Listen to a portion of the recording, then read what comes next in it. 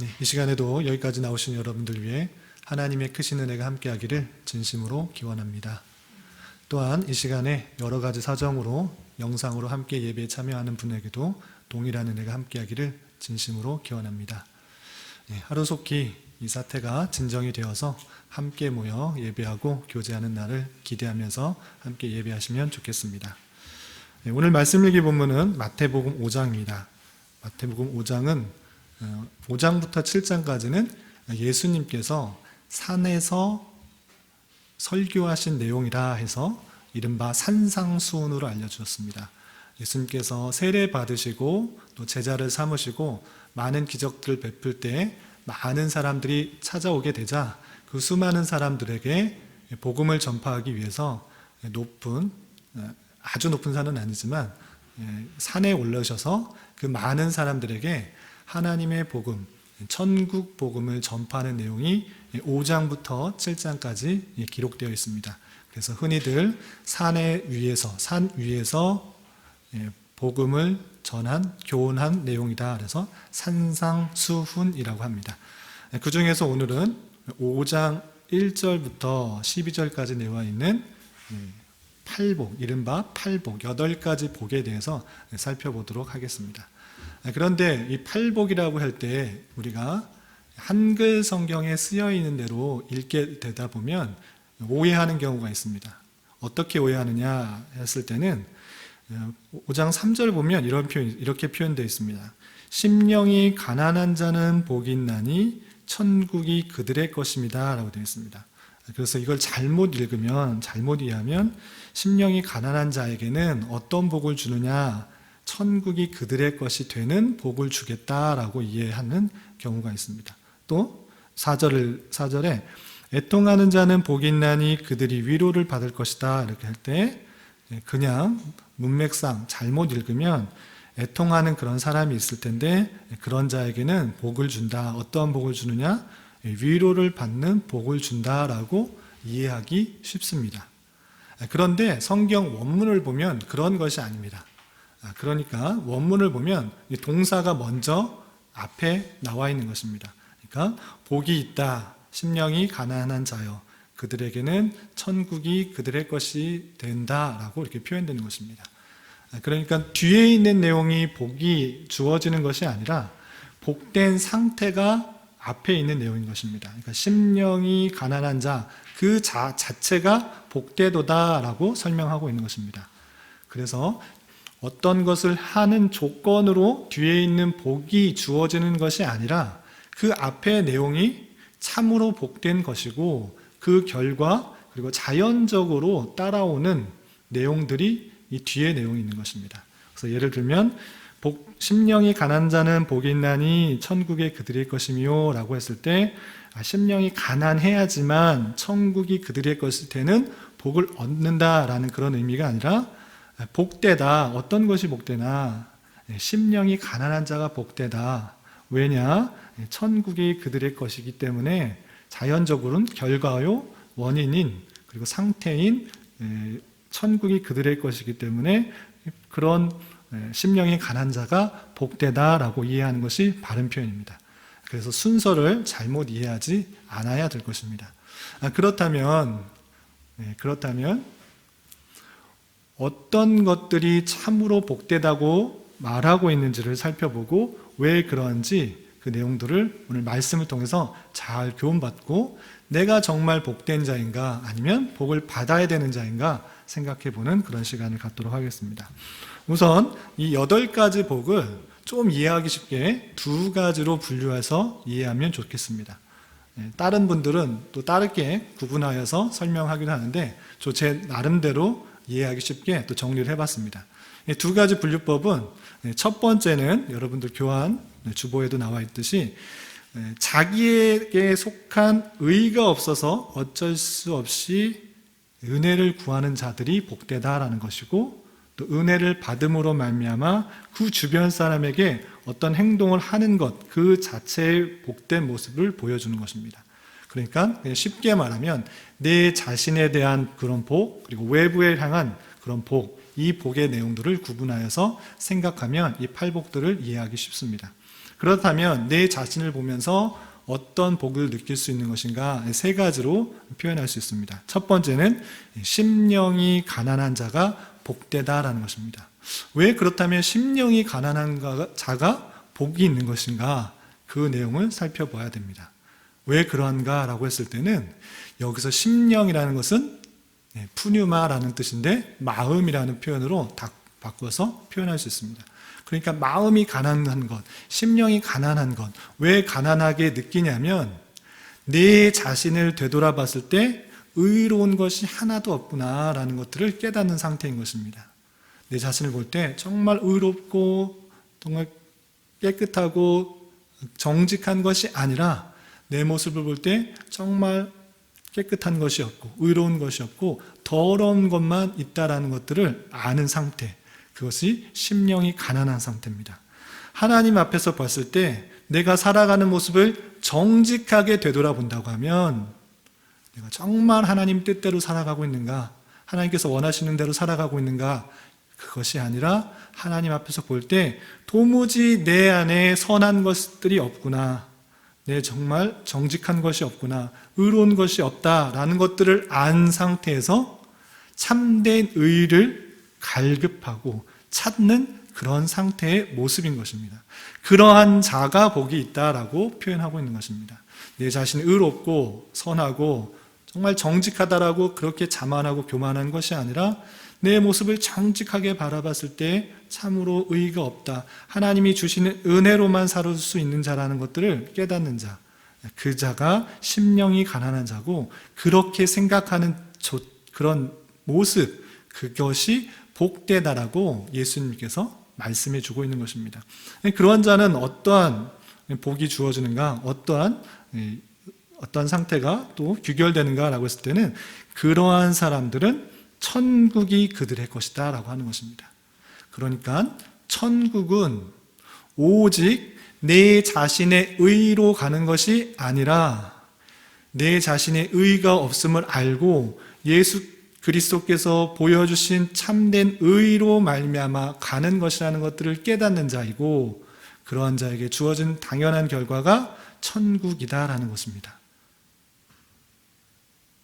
내 자신의 의의가 없다라는 것들을 잘 알고 마음을 줄여서 심령이 가난한 표현들을 하는 것, 그 자들에게는 자연적으로 천국이 주어진다, 예수 그리스도를 의로 말미암아 주어지는 그런 천국이 주어진다라고 할 수 있는 것입니다. 다시 말하면 천국은 어떻게 가는 것인가, 천국은 누구에게 주어지는 것인가 라고 했을 때는 내 자신의 의, 내 자신의 힘, 내 자신의 선행, 내 자신의 공로로 가는 것이 아니라 그 모든 공로가 없고 예수 그리스도께서 보여주신 십자가 보혈, 그 은혜로 말미암아 간다라는 것들을 깨닫는 것입니다. 이것이 복음이고 이것이 복되다라고 표현하고 있는 것입니다. 두 번째로 애통하는 자는, 4절 보면 애통하는 자는 복이 있나니 그들이 위로를 받을 것이다 라고 되어 있습니다. 단순히 도덕적으로 윤리적으로 겉으로 볼 때 그냥 단순히 애통하고 슬퍼하고 걱정하고 근심하는 자, 그 사람들을 하나님께서 위로해 주시겠다라는 것이 아니라, 이 말조차도 애통하는 자, 왜 애통하는가, 단순히 어떠한 일 때문에 슬퍼하고 걱정하는 그런 내용이 아니라 자기에게 옳은 것이 없고 죄만 있다, 그로 말미암아 나는 지옥에 간다, 비참과 죄와 비참 가운데 내 자신이 있을 수밖에 없다라는 사실을 아는 자, 그 사람이 마음에 애통함이 있고 걱정이 있는 것입니다. 내 모습을 볼 때, 내 자신의 내용들을 보았을 때 정말 죄와 비참 가운데 있으므로 지옥에 갈 수밖에 없는 그런 형편에 있지만, 그런 마음 상태를 보면서 애통하지만 그러한 자가 오히려 복되다라는 것입니다. 내 자신이 의롭다 생각하고 내 자신이 거룩하다 생각하고 선하다고 생각하는 것이 아니라 정말 내 자신의 더러움과 악함들을 보면서, 죄성들을 보면서 안타까워하고 애통하는 자, 그런 자에게는 하나님께서 그런 걱정, 그런 근심, 그런 것들이 오히려 구원에 이르게 한다, 이렇게 표현하고 있는 것입니다. 고린도후서 7장 10절에는 이렇게 표현하고 있습니다. 하나님의 뜻대로 하는 근심은 후회할 것이 없는 구원에 이르게 하는 회개를 이루는 것이요. 하나님의 뜻대로 하는 근심, 하나님의 뜻대로 하는 애통, 그런 자가 복된 것이고, 그런 자에게는 하나님께서 위로를 주시는데, 자신의 힘으로는 구원을 받을 수는 없지만 하나님께서 강력하게 부어주시는 은혜로 말미암아, 하나님의 주권적인 은혜로 말미암아 구원받게 된다는 그런 위로를 더해 주신다라는 것입니다. 무슨 뜻인지 이해가 되십니까? 단순히 어떤 것 때문에 슬퍼서 애통하는 거, 그럼 위로해 주시겠다라는 그런 도덕적인, 윤리적인 격려 차원의 말씀이 아니라 내 자신의 어떠함을 살펴보면서 애통하고, 구원받을 수 없으면 죄와 비참 가운데 있다는 그 사실들을 애통하는 그런 자, 그런 근심하는 자에게 하나님께서 그 근심을 바꾸어 구원에 이르게 하시는 위로를 주신다라는 그런 뜻으로 이해해야 되는 것입니다. 따라서 이 애통하는 자의 복이 있다라는 것은 그 자신의 상태를 잘 인식하면서 근심하는 자, 그 자가 참으로 복되다라고 예수님께서 말씀해 주시는 것입니다. 그러한 근심, 그러한 걱정, 그런 애통들이 하나님께서 의로 바꾸셔서 위로해 주시고 또한 구원에 이르게 하신다, 위로해 주신다라는 사실들을 잊지 말아야 될 것입니다. 그리고 한 개 건너뛰어서 6절에 보면 이런 표현이 있습니다. 6절 우리 함께 읽어보겠습니다. 시작. 의에 줄이고 목마른 자는 복이 있나니 그들이 배부를 것이며. 의에 줄이고 목마른 자 그들이 배부를 것이다. 이것도 그냥 문자적으로 의에 줄이고 옳은 것을 따르려고 하는 사람은 배불리 먹을 수 있겠다, 이렇게 생각하는 것이 아니라 이것도 내적인 내 자신을 바라보면서 참된 의, 참된 옳음을 바라고 따르는 것, 정말 갈급해하는 그런 사람이 복되다라고 하는 것입니다. 내 자신의 비참화, 저주의 그 상태, 옳은 것이 하나도 없다라는 것들을 잘 생각하면서 무엇을 구하느냐? 의를 구하는 것입니다. 의에 목마르고 의에 줄이고 참된 의를 찾는 그 모습 정말 귀하다, 정말 복되다라고 표현해 주고 있는 것입니다. 그렇게 갈망하는 자, 그렇게 구하는 자, 그런 자에게 하나님께서는 배부르도록 풍성한 은혜를 더하여 주셔서 구원케 해 주신다라는 그런 내용으로 이해하시면 될 것입니다. 그래서 즉 팔복 중에 이 세 가지는 이 내적인 내 자신의 내용들을 바라보면서 안타까워하며 탄식하며 참된 의를 구하는 그 모습이 얼마나 복된가를 주님께서 선포하여 주시는 것이고, 그런 모습이 있는 자는 자연적으로 천국 백성이 되고 또 하나님의 천국이 그들의 것이 되고 위로를 해주시고 또 더 많은 풍성한 은혜를 더하여 주셔서 배부르게 해주시겠다, 그 의로 풍성한 은혜를 더해 주시겠다라는 복으로 이해해야 될 것입니다. 아시겠습니까? 그리고 나머지 5가지 복은 내 자신을 보는 것이 아니라 그런 풍성한 은혜를 깨달은 자로서 이제 주변 사람과 이웃 사람에게 그리스도인으로서의 모습이 보여지는 그 자체가 참으로 복되다라는 것입니다. 그럼 어떻길래 그런 은혜를 받은, 오직 하나님의 주권과 하나님의 은혜 가운데 구원받게 되는 그런 은혜를 받은, 풍성한 은혜를 받은 자의 모습이 어떻길래 복되다 하는가 살펴보도록 하겠습니다. 먼저 7절에 보면 이런 표현이 있습니다. 긍휼히 여기는 자는, 7절 같이 읽어보겠습니다. 함께 읽겠습니다. 시작. 긍휼히 여기는 자는 복이 있나니 그들이 긍휼히 여김을 받을 것이며. 아멘. 긍휼히 여기는 사람, 다른 사람을 불쌍히 여기는 사람이 복이 있다. 왜 불쌍히 여기는 자가 복이 있는가라고 했을 때는 내 자신이 긍휼을 받았기 때문에 남을 긍휼히 여길 수 있는 것입니다. 내가 그 풍성한 긍휼을 받았기 때문에 남에게 그런 긍휼을 베풀 수 있는 거예요. 그런 긍휼을 받지 않은 사람은 남에게 그런 긍휼을 베풀 수가 없는 것입니다. 우리는 어떠한 긍휼을 받았습니까?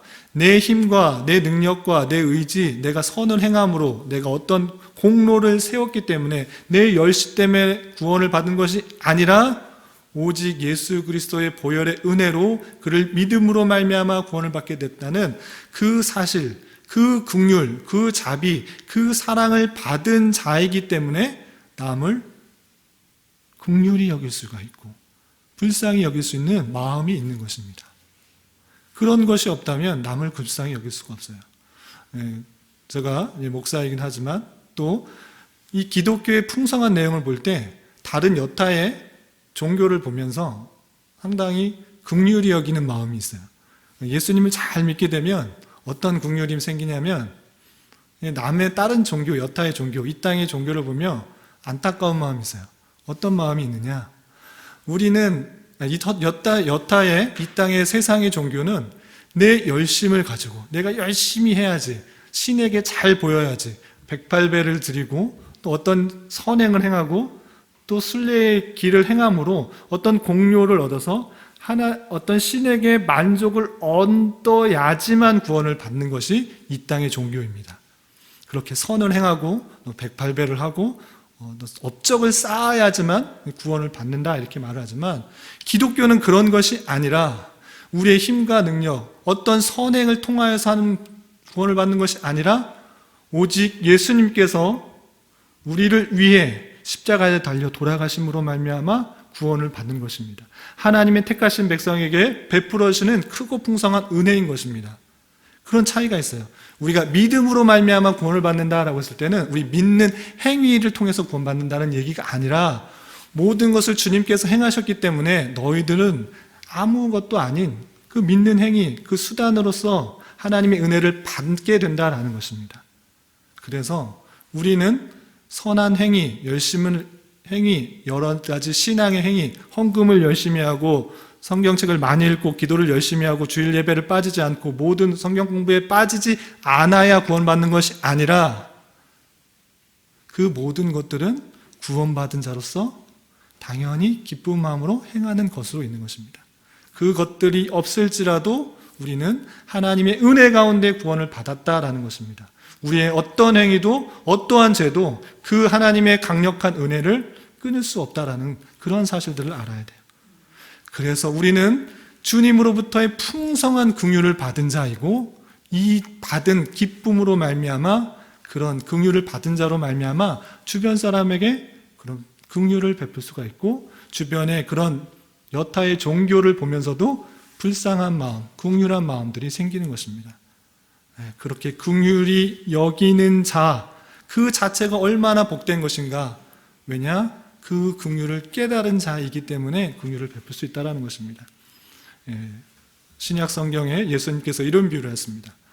10,000달란트 빚진 자와 100달란트 빚진 자가 있는데 10,000달란트 빚진 자에게 그 빚을 다 용서해 준 것, 탕감해 준 자는 당연히 100달란트 빚진 자를 용서해 주는 것이 마땅하다라고 표현하고 있습니다. 이 10,000달란트가 어느 정도 되는지 아세요? 10,000달란트는 너무 커서 셀 수 없는 돈이에요. 한 달란트 금이 34kg 정도 되기 때문에 이 10,000달란트라는 돈은 셀 수가 없는 수십조, 수백조가 넘는 그런 돈이 될 거예요. 그것들을 용서해 줬다라는 것은 실제 주인이 그만큼은 빌려줬는데 용서해 줬다는 것이 아니고 그만큼 너희들의 죄값이 큰데 그것들을 다 용서해 주신 것이다. 그렇기 때문에 100데나리온, 100일 동안 벌어서 얻을 수 있는 돈이 100데나리온인데 그렇게 조금 빚진 것, 잘못한 것 충분히 용서해 줄 수 있다라고 표현하고 있는 것입니다. 우리가 받은 사랑이 얼마나 큰지를 잘 깨달은 자로서 남에게 긍휼을 베풀 수 있는 것, 긍휼을 베푸는 것 얼마나 귀한 것인가. 그것이 정말 복되다. 긍휼히 여기는 자가 복되다라고 표현하고 있고 그렇게 긍휼히 여기는 자에게 주어지는 또한 복이 무엇인가? 계속적으로 하나님의 긍휼하심, 불쌍히 여기심, 또 인도하심을 받게 될 것이다 라고 표현하고 있는 것입니다. 또한 5절로 다시 넘어가서 5절에 보면 이웃과의 관계에서 어떤 마음을 갖고 있는 것이 복된가 또 표현하고 있습니다. 5절 같이 읽어보겠습니다. 시작. 온유한 자는 복이 있나니 그들이 땅을 기업으로 받을 것이며. 아멘. 예, 온유한 자, 마음이 넉넉하고 여유로운 자, 그 여유로운 자에게 땅을 기업으로 받는다. 땅을 받는다. 이것도 단순히 물질적으로 생각하면 안 되는 것입니다. 화를 내지 않고 너그러운 마음을 갖고 있으면 하나님께서 땅 주신대. 이렇게 땅의 마음을 빼앗겨서 땅의 복을 받으려고 온유한 마음을 품으라고 하는 것이 아니라 온유한 마음을 가진 그 자체가 참으로 복되다. 왜냐하면 땅을 기업으로 받기 때문이다 라고 하는 것입니다. 그럼 땅을 받는 것이 무엇인가? 이것을 잘 이해해야 됩니다. 우리나라 사람은 땅이 재산이에요. 땅을 많이 받으면 좋아요. 그런데 이때 당시 구약시대나 신약시대나 이스라엘 사람에게 땅은 어떤 의미가 있을까요? 네. 농사 지어야 되는 땅이죠.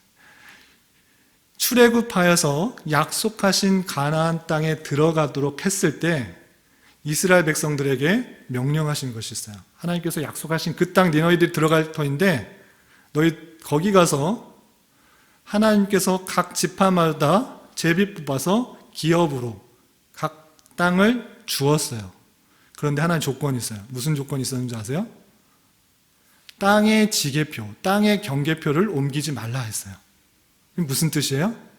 하나님께서 각 지파에게 주신 것은 너의 기업이지 네가 재산을 늘리기 위해서 땅을 조금 더 늘리고 조금 더 늘리고 이렇게 하도록 되어 있다 안 되어 있다? 안 되어 있어요. 그래서 구약시대 아합 왕이라는 사람이 저 포도원이 너무 갖고 싶었는데 포도원을 내 돈 줄 테니까 팔아라 라고 말했어요. 근데 포도원 주인이 팔았을까요? 안 팔았을까요? 안 팔았어요. 그럼 왜 안 팔았어요? 땅은 팔고 사고 하는 게 아니에요. 왜? 하나님께서 하나님의 백성에게 그냥 주어주신 것이지 그걸 재산을 늘리기 위해서 내가 원한다고 해서 저 땅이 좋아 보인다고 해서 돈 주고 사는 것이 아니라는 뜻이에요.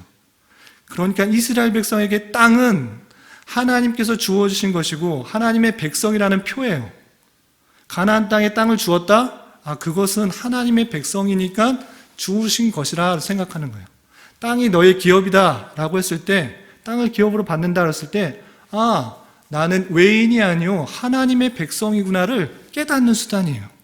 왜 온유한 자가 하나님의 백성입니까? 그 표현이 구약 시편 37편에 잘 나와 있어요. 우리 그것도 한번 찾아보겠습니다. 시편 37편 구약 성경 828쪽 전후를 보시면 되겠습니다.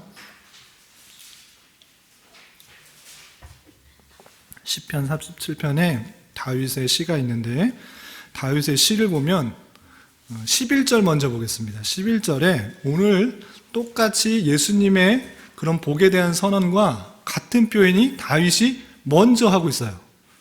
어떤 표현이었는지 37편 11절 말씀 찾으셨나요? 함께 봉독하겠습니다. 시작. 그러나 온유한 자들은 땅을 차지하며 풍성한 화평으로 즐거워하리로다. 아멘.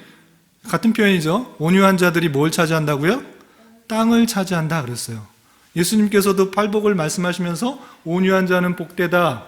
땅을 기업으로 받을 것이다 이렇게 말했는데 다윗이 이미 그렇게 설명을 하고 있고 그 노래를 하고 있어요. 온유한 자들은 땅을 차지할 것이다 이렇게 표현하고 있습니다. 왜 온유한 자가 땅을 차지하고 하나님의 백성으로 인쳐지는가? 그 윗 내용을 살펴보면 알 수 있습니다. 그 내용 7절부터 10절까지 말씀 함께 봉독하겠습니다. 시작. 여호와 앞에 잠잠하고 참고 기다리라. 자기 길이 형통하며 악한 꾀를 이루는 자 때문에 불평하지 말지어다. 분을 그치고 노를 버리며 불평하지 말라. 오히려 악을 만들 뿐이라. 진실로 악을 행하는 자들은 끊어질 것이나 여호와를 소망하는 자들은 땅을 차지하리로다.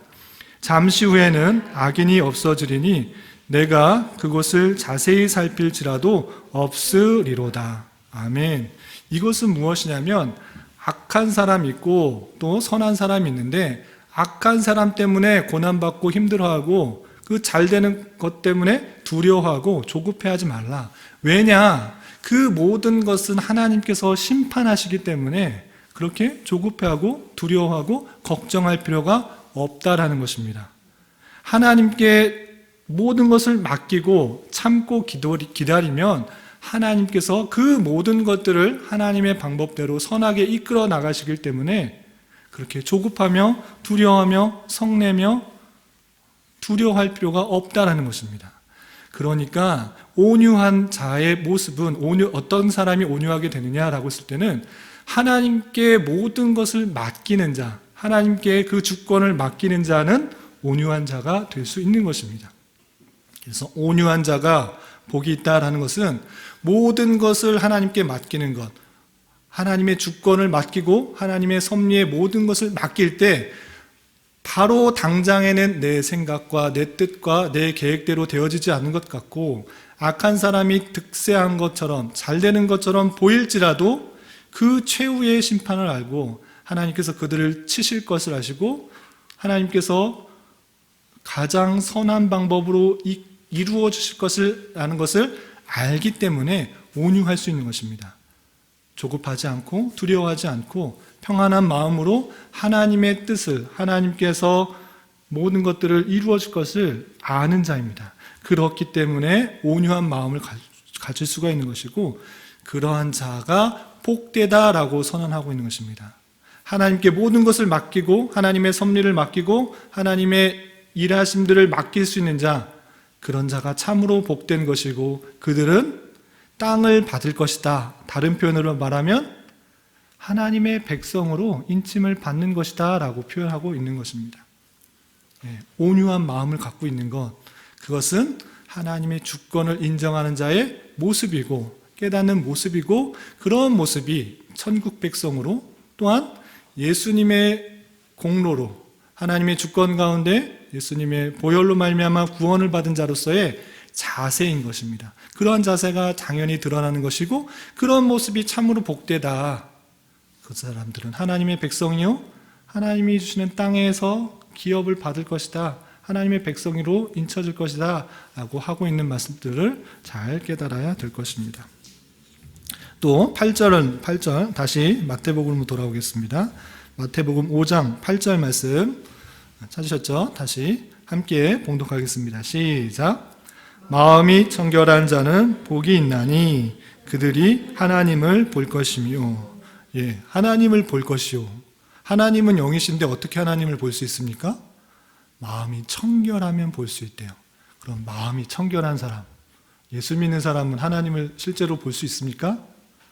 이러한 내용이 아니라 마음이 청결한 것이 무엇인가라고 했을 때는 복잡한 생각, 나의 주권, 나의 가치관으로 어떤 것을 바라보고 세상을 생각하는 것이 아니라 내 생각과 내 모든 가치관을 버리고 하나님의 일들을 볼 수 있는 그런 자, 그 근심과 걱정, 또 여러 가지 생각, 이런 것들 다 내려놓을 때 내 생각이 아니라 내 계획이 아니라 그 모든 것들을 내려놓을 때 비로소 보이는 것이 무엇인가라고 할 때는 하나님이 보이는 것입니다.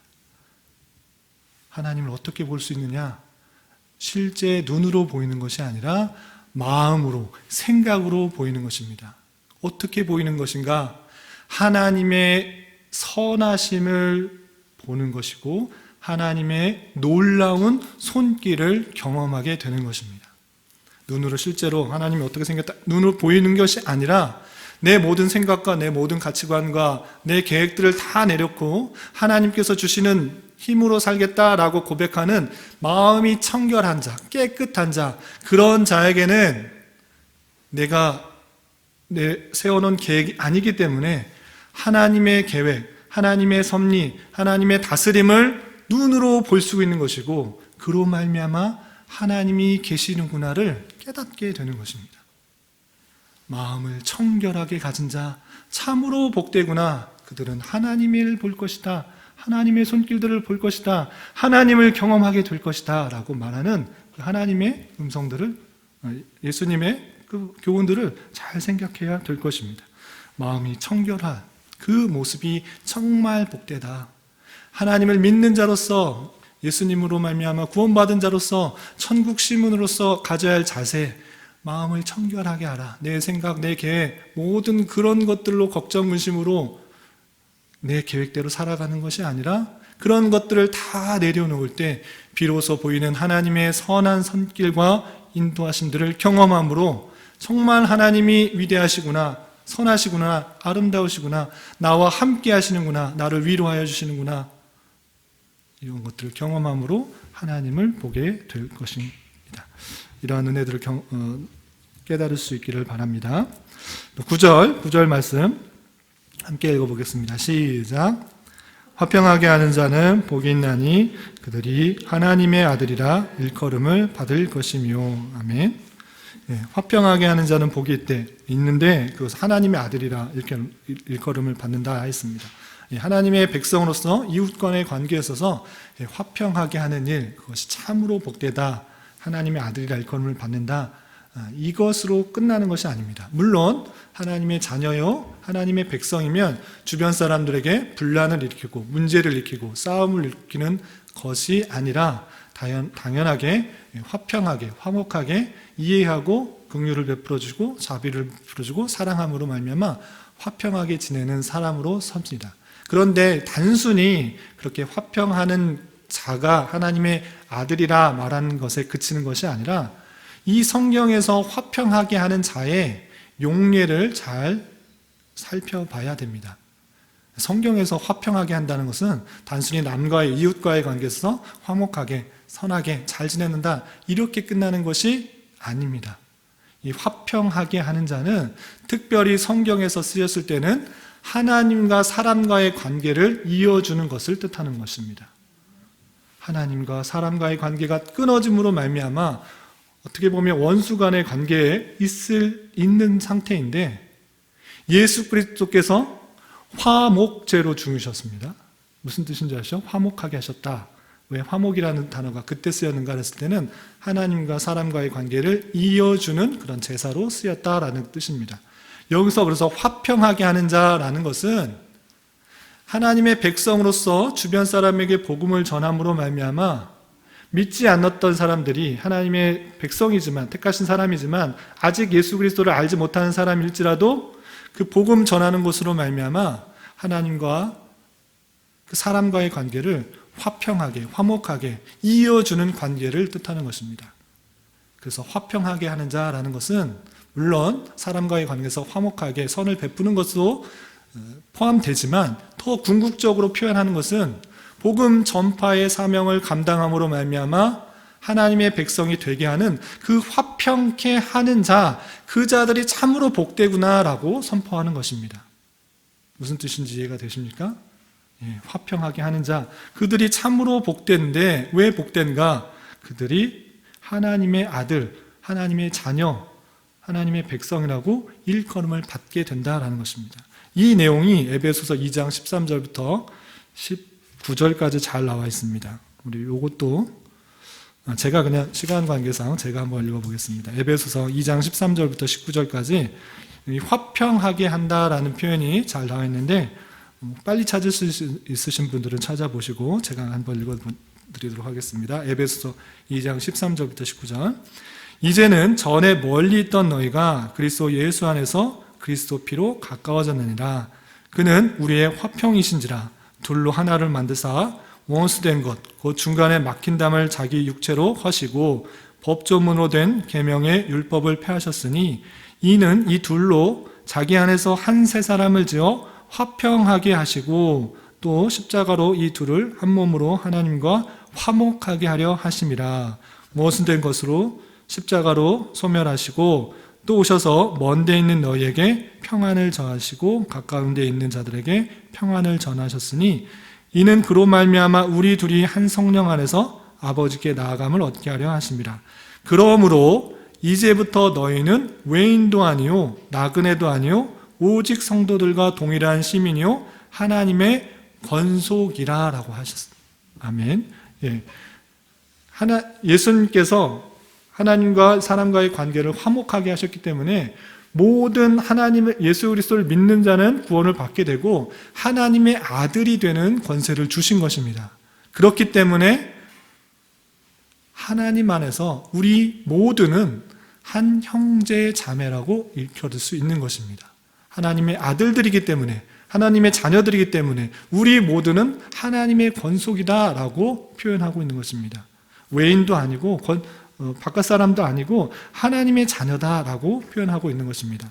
그렇기 때문에 화평하게 하는 자, 복음을 전함으로 말미암아 예수 그리스도를 믿게 하는 자, 그들이 참으로 복된데, 왜냐하면 하나님의 아들이다, 하나님의 아들들이다, 정말 하나님의 복음을 전함으로 말미암아 하나님의 자녀가 되는, 하나님의 가족이 되는, 권속이 되는 은혜를 주셨기 때문에 참으로 복되다, 그런 은혜가 더한다, 이렇게 표현하고 있는 것입니다. 아시겠죠? 마지막입니다. 우리 10절 말씀 함께 봉독하겠습니다. 시작. 의를 위하여 박해를 받은 자는 복이 있나니 천국이 그들의 것임이라. 아멘. 예, 천국이 그들의 것임이라. 이거는 어떤 절하고 똑같아요? 이 받는 복에 대해서 말했는데 3절이죠. 3절. 심령이 가난한 자는 복이 있나니 천국이 그들의 것이며, 또 10절에 보면 의를 위하여 박해를 받은 자는 복이 있나니 천국이 그들의 것임이라. 똑같네요. 받는 복이 똑같네요. 1차적으로는 똑같죠. 내용이 똑같아요. 근데 왜 천국이 그들의 것인가 먼저 살펴보고 완전히 똑같은가를 또 더 살펴보도록 하겠습니다. 우선 천국이 그들의 것이다 라고 했을 때, 천국은 어떻게 간다? 어떻게 구원을 받는다? 예수 그리스도를 믿음으로 구원을 받는다라는 것들이 먼저 있어야 돼요. 그리고 아까 3절에서도 심령이 가난한 자라는 것들은 내 자신의 의가 아니고 예수 그리스도의 의로 말미암아 그 의를 믿음으로 하나님의 백성이 되는 것이고 천국이 주어진다라고 했습니다. 10절에서도 마찬가지로 의를 위해서 박해를 받은 자가 복이 있다고 했어요. 의를 위해서 박해를 받은 자. 이건 무슨 말이에요? 그냥 박해를 받았는데 아무 이유 없이 그냥 고난을 받은 것이 아니라, 핍박을 받은 것이 아니라, 박해를 받은 것이 아니라 의 때문에 박해를 받은 것을 말해요. 의는 무엇입니까? 예수 그리스도. 예수 그리스도를 믿는 믿음 때문에 박해를 받은 것이에요. 다시 말하면 박해를 받을 만한 가치가 있다고 생각하고 그 의를 지킨 거예요. 믿음을 지킨 거예요. 그러니까 그 믿음은 참된 믿음을 갖고 있는 사람이다 라고 할 수 있습니다. 이해가 되시나요? 참된 믿음이 아닌 사람은 고통과 고난과 박해가 오면 다 떠나요. 특별히 이 코로나로 인해서 전염병들이 일어나서 교회당에 모이지 못하는 그런 상황들이 있을 때 한편으로는 그런 생각도 해보게 돼요. 참 성도와 거짓 성도가 구분이 되겠구나라고 말입니다. 교회당에 나와서 예배를 드리는 것으로 내 어떤 것을 채우려고 하는, 내 많은 어떤 것을 불리려고 하는 그런 거짓 성도들이 없지 않아 있을 텐데, 이런 기회에 내가 얻는 것들이 없는데 내가 왜 하나님께 기도하고 예배를 드릴까? 그런 사람들, 그런 잘못된 교인들이 떨어져 나가는 그런 기회가 되지 않을까도 생각해 보게 됩니다. 조심스럽게 생각해 봅니다. 또 많은 핍박들, 많은 박해들이 있는 그런 지역들이 세계에 많이 있어요. 북한만 해도 가장 탄압이 심한 그런 곳이에요. 그런 곳에서는 정말 그렇게 그런 핍박과 탄압 속에서 믿음을 지켰다라는 것은 정말 하나님에 대한, 예수 그리스도에 대한 신앙이 있는 것을 보여주는 증거가 되는 것이죠. 그래서 의를 위해 박해를 받은 자는 복이 있다. 그것 자체가 복된데, 왜냐하면 참된 믿음을 가졌기 때문이다. 참된 믿음을 가진 사람은 구원을 얻게 되는 것이고 천국에 가게 되는 것이다. 천국이 그들의 것이다. 하나님의 통치와 하나님의 다스림들이 그들의 것이다 라고 말하고 있는 것입니다. 그런데 여기서 그치는 것이 아니라 부가적으로 그 박해에 대해서, 그 핍박에 대해서 더해 주시는 은혜를 설명하고 있습니다. 그 내용을 살펴보겠습니다. 11절 12절 함께 봉독하겠습니다. 시작. 나로 말미암아 너희를 욕하고 박해하고 거짓으로 너희를 거슬러 모든 악한 말을 할 때에는 너희에게는 복이 있나니 기뻐하고 즐거워하라. 하늘에서 너희의 상이 큼이라. 너희 전에 있던 선지자들도 이같이 박해하였느니라. 아멘. 더해주는 것이 무엇을 더 설명하고 있습니까? 천국이 그들의 것입니다 라고 끝났으면 3절하고 똑같잖아요. 그런데 여기서 더해주는 은혜가 있어요. 무엇이냐? 박해를 받는 것, 그것 자체가 큰 상이 될 것이다 이렇게 표현하고 있어요. 핍박을 받는 것, 고통을 받는 것, 그 자체가 하늘에서 상이 크다라고 표현하고 있어요. 하늘에서 상이 어떤 상이 주길래 이렇게 큰 상이 있을까요? 어린아이들에게는 뭐 좋은 장난감, 좋은 게임기, 사람들은 남자들에게 있어서는 좋은 차, 뭐 좋은 집, 이런 것들이 될 수 있어요. 이런 것들을 받으면 큰 상을 받았다라고 생각할 수도 있지만, 하나님께서 주시는 상은 그런 것이 아니라 하나님이 어떠한 분이신지를 깨닫는 그런 복이에요.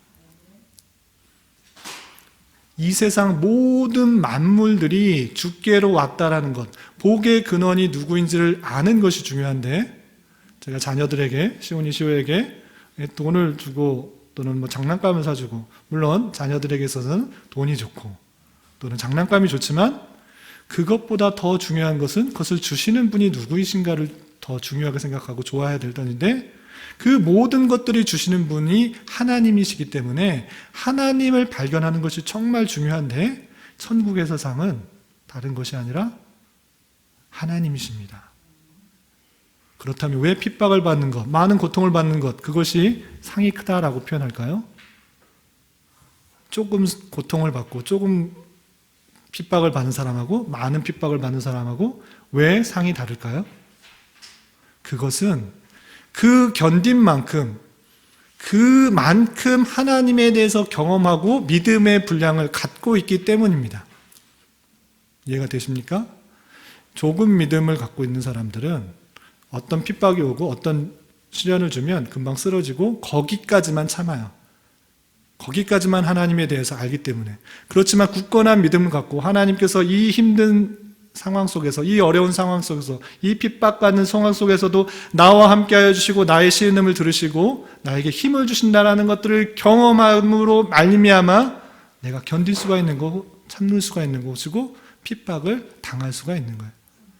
그 많은 핍박을 받았다, 그러면서도 의를 지켰다, 믿음을 지켰다, 그만큼 하나님에 대해서 함께하여 주시고 하나님의 은혜를 주셨고 하나님의 능력을 주셨기 때문에 감당할 수 있었던 것이고, 그렇게 많은 핍박을 받은 그 자체, 그만큼 그가 단련되고 하나님의 모습과 가까워지고 하나님과의 친밀한 가운데 가까이 있었고 하나님이 주시는 믿음 가운데 그가 있었구나라는 것들을 알 수가 있는 것이고, 그래서 하나님을 배울 때 하나님이 나의 신음 속에서, 나의 고통 속에서, 나의 어려움 속에서 함께 하신 그 하나님이 나 앞에 계시구나, 그것들을 발견함으로 그 기쁨, 그 감사, 그 위로, 그 평안이 내게 있음으로 말미암아 상이 큰 것이다 라고 이해될 것이에요. 단순히 예수 믿고 죽으면 천국 갑니다. 그러나 예수님이 나의 구원자라는 아는 그 사실만으로 천국에 갔다, 하나님을 배웠다, 큰 기쁨이 없을 수 있습니다. 그렇지만 나의 고통과 나의 힘듦과 나의 어려움 속에서도 하나님께서 외면하지 않으시고 나의 옆에 계셔서 나를 위로하여 주시고 격려하여 주시고 나의 신음소리를 들으시고 나의 기도소리를 들으시고 견디게 하시고 또 이겨나가게 하시고 힘을 주신 그 하나님을 아는 상태로 그 모든 핍박과 탄압 속에서도 힘을 주신 그 하나님을 경험함으로 하나님을 배울 때 그 기쁨들은 더욱더 클 거예요. 비록 어렵고 힘든 길이지만 그 모든 것들을 감당하게 하시는 그 하나님을 생각하면서 이 의를 위하여 박해받은 자 참으로 복되구나, 하나님께서 주실 상이 크다라는 것들을 기억하라 라는 사실들을 잊지 말아야 될 것입니다. 말씀을 정리하겠습니다. 8가지 복, 팔복에 대해서 배웠습니다. 내가 이런 것들을 해야지 주시는 복이 아니라 그 자체가 얼마나 복된 사실이라는 것들을 잘 깨달아야 될 것입니다.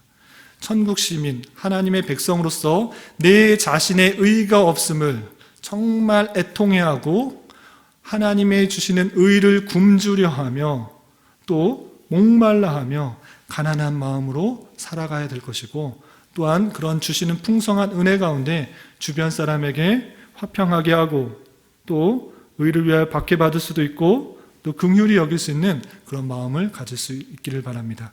이런 은혜 가운데 오늘 하루 또 한 주간 또 남은 한평생을 살아갈 수 있는 저와 여러분이 되시기를 주님의 이름으로 부탁을 드리겠습니다. 기도하겠습니다. 하나님 아버지 감사합니다. 오늘 말씀을 통해 예수 그리스도를 통하여 구원받은 그 자체가 가장 복된 것이며 복된 자로서의 모습들이 내적으로 외적으로 어떻게 드러나는지 살펴보았습니다. 이 말씀의 교훈대로 이미 주신 복된 은혜들을 감사하며 잘 누리게 하여 주시고 우리 주변에게도 복된 사실을 나누며 전할 수 있는 자 되게 하여 주시옵소서. 오직 주님만 나의 힘과 능력과 위로와 기쁨이 되게 하여 주셔서 때때로 내가 만나는 여러 가지 어려운 상황과 여건들도 담대하게 잘 견디며 승리하게 하여 주시옵소서. 예수님의 이름으로 기도드리옵나이다. 아멘.